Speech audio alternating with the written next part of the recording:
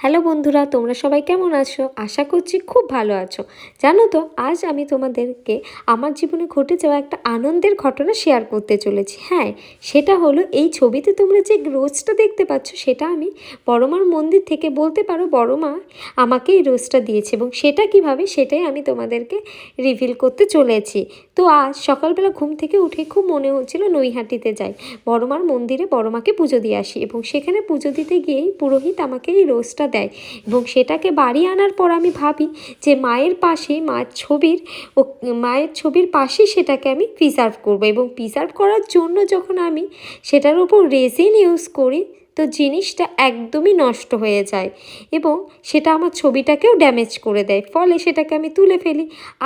পরে ভাবি গোলাপ ফুলটাকে তো আমি তুলে ফেললাম, কিন্তু ছবিটাকে তো আমাকে ঠিক করে রাখতে হবে। সেই কারণে সেটাকে একটা ফ্রেমে বাঁধিয়ে আনি, আর নিউ লুকটা হলো ঠিক এমন।